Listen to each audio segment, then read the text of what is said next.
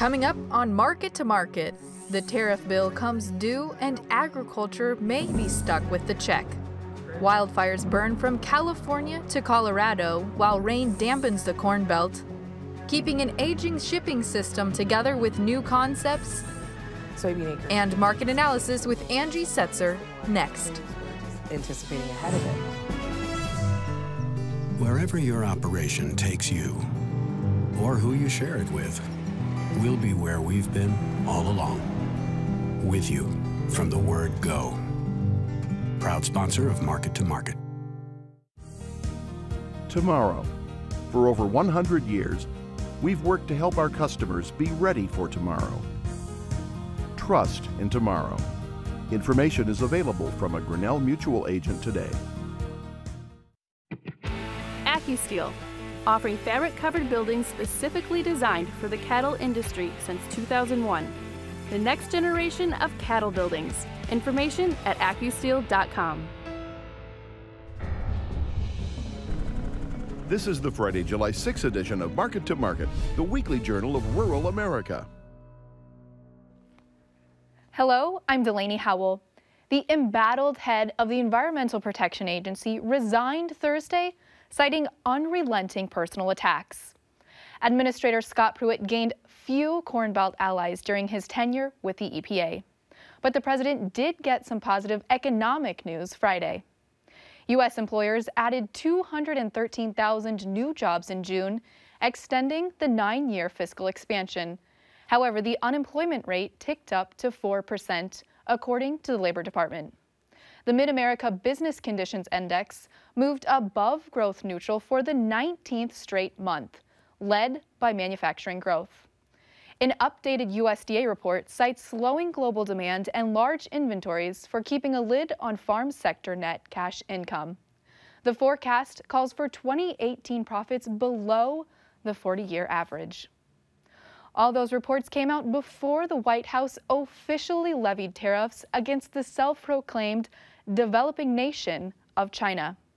Trump's move is aimed at protecting the U.S. technology sector, but has exposed American exports of soybeans, orange juice, and bourbon to retaliation. Peter Tubbs leads off our coverage. The war was lost on trade many years ago. You know, when they were saying, not a free trader, I said, no, the war was lost, but now we're going to win it. And because we have all the cards. The United States and China escalated their trade war late this week, with both sides adding tariffs on each other's exports, launching what Beijing called the biggest trade war in economic history. The U.S. targeted $34 billion in Chinese products, while the Chinese retaliated with new tariffs on mostly agricultural goods. If the trade tiff continues, the Trump administration has threatened tariffs on 90% of the goods China exports to the United States. Erland Eck, a Beijing-based analyst who tracks Chinese policies, sees risk if the global supply chains of other countries or trading blocs are disrupted. If a total global trade war breaks out, if the EU gets included and we see a lot of tit for tat, the Chinese have concluded that it might drop global trade with 70%. And that will affect not only their economy, but it will also affect their national security. Because China needs energy, they need food, and they're doing domestic reforms now to become more dependent on the global markets. China, the world's second largest economy, purchases vast amounts of raw materials on world markets to feed its industrial base. But the country's consumption of raw materials limits its leverage in a short-term trade war.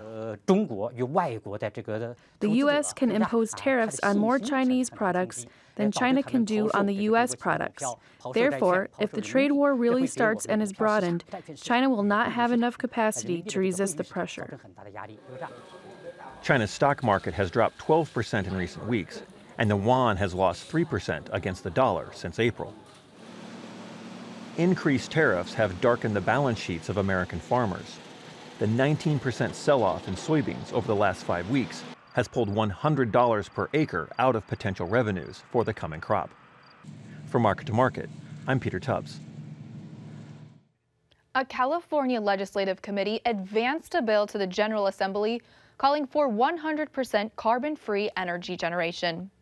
Other high-stakes measures are moving forward as lawmakers wrestle implications to the Golden State's power grid.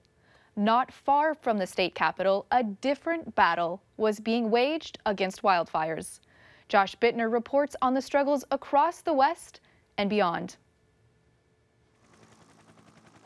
By Independence Day, firefighters had 30% contained an 86,000-acre inferno in Northern California's Yolo and Napa counties that forced evacuations as nearly 1,000 homes were put at risk. But forecasts of record-breaking heat and wind could reignite threats northwest of Sacramento this weekend. By midweek, over 100 homes were engulfed by wildfire near Fort Garland, Colorado, 200 miles southwest of Denver. Traced to an illegal campfire, the blaze, labeled the Spring Fire, is one of 6 large wildfires currently raging in the Rocky Mountain state. One couple described the sickening feeling of watching their cabin succumb to flames via surveillance video from their primary residence in neighboring Nebraska. According to the National Interagency Fire Center, roughly 60 large fires are currently active across the West, including New Mexico and Utah, where nearly 50 square miles have combusted southeast of Salt Lake City, driving authorities to evacuate hundreds of homes near a popular fishing reservoir. 92% of all the fires we have in Utah have been man-caused to this date, 92%. And that means they're all preventable. In addition to the tinder dry West, areas of the High Plains and Missouri continue to endure severe drought, while Corn Belt states like Iowa and Minnesota have logged a deluge of precipitation and flash flooding in recent weeks. For Market to Market, I'm Josh Bittner. Forecasters have downgraded predictions, calling for a less active 2018 hurricane season. Fewer storms would likely mean less damage to coastal regions in what seems like a perpetual cycle of recovery. Louisiana officials could use the break to implement long overdue navigation updates to coincide with advances in shipping technology. John Torpy has our cover story. For industries making a home along one of the nation's inland waterways, the search for streamlined operations can be hard to find on such an unpredictable road. However, an idea putting 2 transportation technologies together is gathering some attention. A practice, dubbed Container on Barge, puts 2 transportation streams together in an effort to move goods more efficiently and cost-effectively. Is Container on Barge in our future? It would definitely relieve some of the strain on our transportation system if those goods that come in from overseas could, come upriver to Kansas City, to Chicago, to St. Paul, to Pittsburgh. Trucking companies have moved goods from dock to warehouse, making sure to minimize costs by trying to never move an empty load. Getting commodities downriver by barge to southern ports for global export is a mainstay in the nation's business mix. However, for years, empty barges made a return trip high in the water.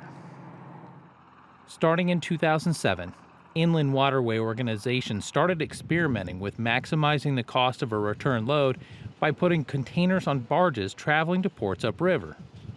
So we have our goods coming in that way that are currently on road or rail.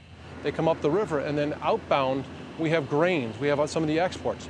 It would be a tremendous improvement, and in benefit to the, our economy and our environment, because we've taken, goods to the most economic, efficient mode of transportation.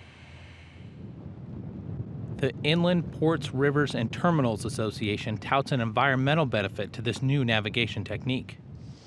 If fully implemented, officials say container-on-barge shipping has the potential to reduce greenhouse gas emissions by reducing traffic on the nation's interstate system by as much as 875 semi-trucks per lane per day. Container-on-barge carriage has received a warm reception in the Port of New Orleans. Grants, subsidies, and Department of Transportation funds have flowed into one of the busiest ports in the country to support startup operations for the young shipping method. The Port of New Orleans is doing well. We are an unusual port in that we're not married to one commodity or one type of shipping. So we have containers, we have break bulk, we have some bulk commodities as well. We're a multi-purpose landlord port, as we like to say.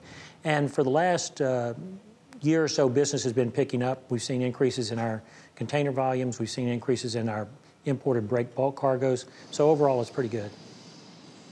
Both the ports of New Orleans and Greater Baton Rouge were deemed attractive testing grounds for the innovative shipping method due to the diverse list of commodities that move through each day. Officials at both ports think the new style of moving goods will be attractive to business owners searching for new ways to streamline the cost of doing business. A lot of major retailers and a lot of major shippers are very concerned about their environmental impact, and barge transportation uses a lot less fuel. It keeps trucks off the highway. There's no idling time, so to speak, so it's much more environmentally friendly and leaves a smaller carbon footprint. While moving more goods on the river and less over the road is attractive to some businesses, there are others who point out a less than predictable timetable as a major deterrent for container-on-barge shipping. A 15-tow barge navigating down the Mississippi River from the Midwest can expect the trip to last around 13 days. Once the goods are loaded onto ships, up to 30 additional days are added to the schedule for the goods to reach their global destination, bringing the travel time to over 40 days. If the same products are loaded on a train and sent to the West Coast for export, the trip to the port can take up to 6 days, greatly reducing travel time and improving efficiency for shippers. Containerized shipping for agriculture, it's something that's growing. The inland waterway system is something that should be utilized more. It's not a congested system, but the problem is it's not a reliable system. Barge transportation, it's good at moving heavy product long distances at an economical price point, but it's not very good at quick turnaround, at transit times, at having a real rapid transit time. The experiment has gained some traction. As of 2015, the U.S. Department of Agriculture calculated 8% of all waterborne grain exports were shipped in containers. Another aspect holding back the practice from becoming more common is the drag put on shipping due to an aging infrastructure along the nation's inland waterways. For several years, environmental groups, the navigation industry, and agriculture advocacy groups have been raising red flags to Congress over the dilapidated state of the nation's lock and dam system. The unlikely bedfellows hope to get politicians inside the Beltway to shake loose appropriate funding before a catastrophic failure occurs with a devastating economic outcome. For agriculture and other stakeholder groups, we don't think it's an effective strategy to wait for a catastrophe and then pounce upon that to try to get something done. I think we can do a good job of portraying the importance of it, but then also conveying what the consequences would be if we still have this inaction from Washington, D.C.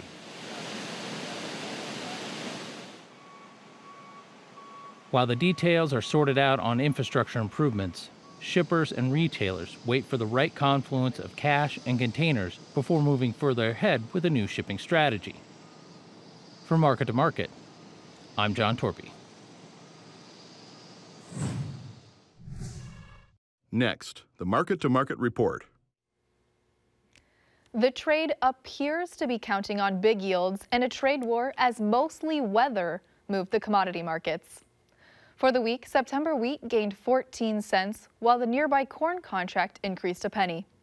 A big Friday rally helped the soy complex avoid another losing week as the August soybean contract expanded 14 cents. August meal improved 7.10 per ton. In the softs, December cotton stretched 53 cents per hundredweight. Over in the dairy parlor, July Class 3 milk futures lost 39 cents. A mixed week in the livestock sector as the August cattle contract shed 35 cents, August feeders put on 87 cents, and the August lean hog contract dropped $1.02. In the currency markets, the U.S. dollar index lost 58 ticks. Crude oil declined 35 cents per barrel. COMEX gold improved $1.30 per ounce, and the Goldman Sachs Commodity Index fell 6 points to settle at 480.80. Joining us now to offer insight on these and other trends is one of our regular market analysts, Angie Setzer. Angie, welcome back. Thanks for having me. I think the big question we have to ask right off the top here, as the tariffs went into effect at 12:01 a.m. on Friday morning, is the tariff story put to bed yet? Well, it's definitely not put to bed yet. You know, we have a long way to go before that comes into play, the whole putting it to bed, because once we solve our China issue, we have to worry about the EU, and then we have to look at what's going to happen with the NAFTA countries. But I think we're kind of generally recognizing that world demand for soybeans did not change last night at 12:01 a.m. We saw in this morning's report that China had canceled some old crop purchases, as we had expected, but all of those had been picked up by other countries, and I think that's an important thing to keep in mind, and something that I've been talking about since the initial talk of tariffs was introduced, that global demand is there, and even if China is going to look to source all of their beans from Brazil, which they can't possibly do, other countries are going to need soybeans as well. The growth in global demand for protein continues to be exponential, just looking at developing countries alone, and they will turn. I mean, obviously right now soybeans are a blue light special, unfortunately, for the farmers that have to sell them, but for the countries that are looking to buy them, they will look to purchase. And we saw China last week make moves where, and it had been talked about prior to the whole tariff issue arising, but China had made moves in order to take some tariff-free imports from other countries surrounding them, which happened to show up on these weekly export sales. These other countries are the buyers of these beans that China had, in fact, canceled. So we have a long way to go before the tariff issue is put to bed, but I think maybe the market's coming to the realization that you can't push beans to zero because global demand will remain in play, you know, as we move ahead. Absolutely, and I'm sure that will be sprinkled into the rest of our discussion, but I want to move on and go ahead and talk about wheat. Angie, we got 2 pages of questions this week from social media, which, folks, you can find us on Facebook and Twitter and Instagram, of course, if you want to send in your commodity questions. But I want to start with one here from a wheat perspective. Baloo said, just to give some context, looking ahead to the July wheat 19 contract, it looks like there's a little money to be made, considering what we've seen in soybeans and corn.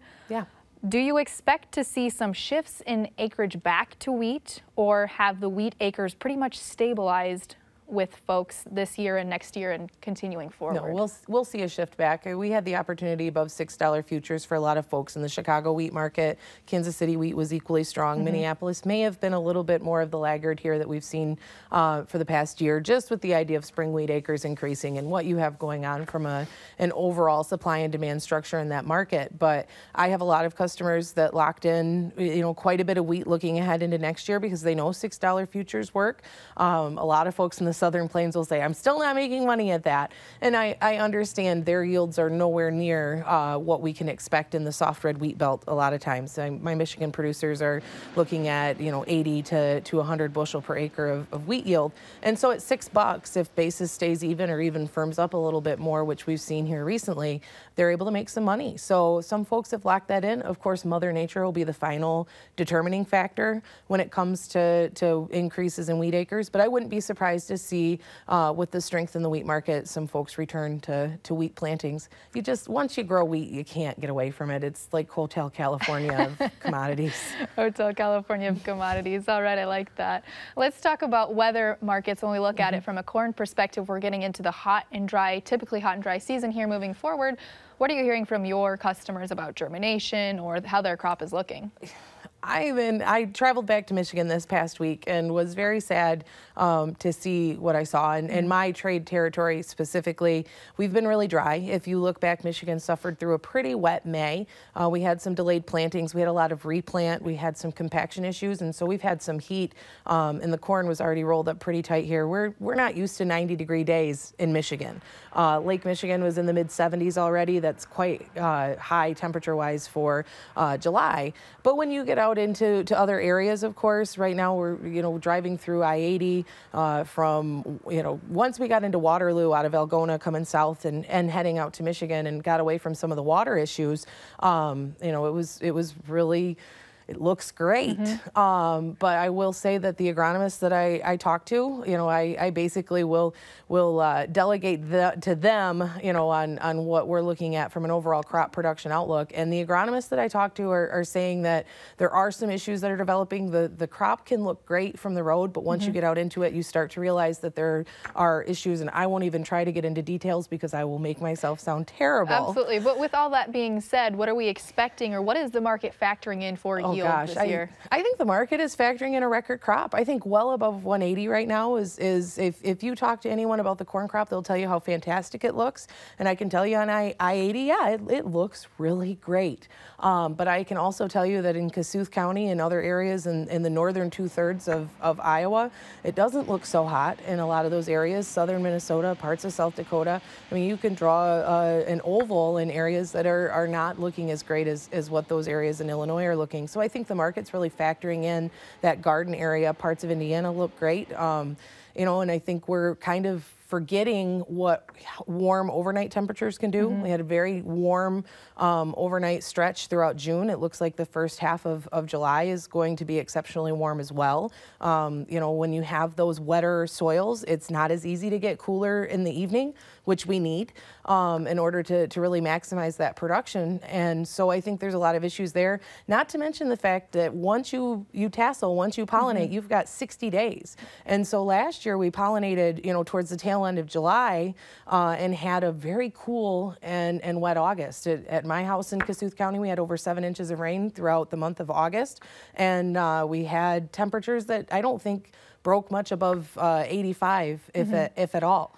And so I think there's some real issues that could develop from the fact that we have the second fastest pace of silking that we've seen. The first fastest was 2012. So I think there's some issues there. I think the market's really factoring in the crop is made and in the bin, and we're a long, long way away from that. We absolutely are. Let's talk about soybeans. We had a huge rally here on Friday, I think 38 cents in the new crop contract. What's going on there? See some optimism? I think it's optimism. I think we've been selling the rumor by, and unfortunately we have to buy the fact with the tariff issue. I think perhaps folks are realizing that we've really kind of beat that dead horse beyond recognition at this point. There was a lot of talk, in the outside markets that in order to protect perhaps your equity longs, you needed to short beans, because if the tariff came about and we had some issues in equities, then of course soybeans would also move lower because of that. So, there's conversation on Twitter as well that funds move in herds. And so once we started triggering back to the upside, I think we saw that. And I think if you were to really take a tour around the Corn Belt, corn isn't struggling near as much in northern Iowa, southern Minnesota, those areas as soybeans are. They look terrible. I'm trying to remind myself that out here, folks tend to spray a pretty strong herbicide around this time, and it can look worse, and they usually bounce back. But right now they look pretty bad, and as you move east, they also look pretty bad. So I think we're a long way from having that soybean crop made, and I think if we continue to see heat and struggling with beans in their wet feet, we could get some production conversation coming in, because I think the market was factoring in above 50 there as well. And so there's just a lot of moves that we've made that have seemed pretty premature to me when it seems to thinking that the crop is made or in the bin. Absolutely. There's still a lot of time weather-wise. Let's talk about cattle. We've been sitting exports up 13% for the year in cattle. Can we sustain these levels? And if we don't, what does that mean for our increased supply and production that we're sitting on? My friend Naomi said it best, there's no replacement for beef. Right? And so once you start entering, putting beef into your diet, it's very difficult to pull it out. Yeah, absolutely. I've said that 1,000 times over. We don't celebrate life's accomplishments with chicken breast. Sorry, poultry guys, but we don't. And so I think the demand for beef is there and pretty solid. I think it's helping to eat into that wall of cattle that we keep waiting for. Obviously, we have a reasonably strong supply, but we have very, very strong demand. If we can work through some of these trade hiccups as well, I mean, that's in the face of trade uncertainty, what we're seeing. If we can work through some of those trade concerns and continue on, I think we'll see the beef demand stay pretty strong. And we're going to have this ebb and flow. I mean, seasonally, we do tend to start to look towards the end of grilling season, they say, Right. you know, as we work our way ahead. So it is possible that we could start to see a little bit of that demand kind of creep back. So it's something to keep in mind. But I think we'll just continue. The cattle market seems very, it's in love with a range. It'll establish a range, and we'll see it go from low to high and back and forth all over again. Really quick here, your 15-second thoughts on the feeder cattle market. We've closed above 150. Where do we go from here? Oh gosh, the sky could be the limit. It could back off. I mean, it's really one of those things. We'll have to see what happens when the buyers come back in. I mean, this week's really been a funky week of lack of interest. Absolutely. Angie Setzer, thank you so much. We'll continue this discussion in Market Plus. Thank you. That wraps up the broadcast portion of Market to Market, but we will keep the conversation going on Market Plus, where we'll answer more of your questions. You can find it on our website at iptv.org/MTOM. Our Facebook page was full of pictures from you outstanding in your fields, showing us how high your corn was on Independence Day. See those images and other dispatches on our Facebook page of IPTV Market. Join us again next week when we begin our profile of a family starting a new life by returning to their roots. So until then, thanks for watching. I'm Delaney Howell. Have a great week.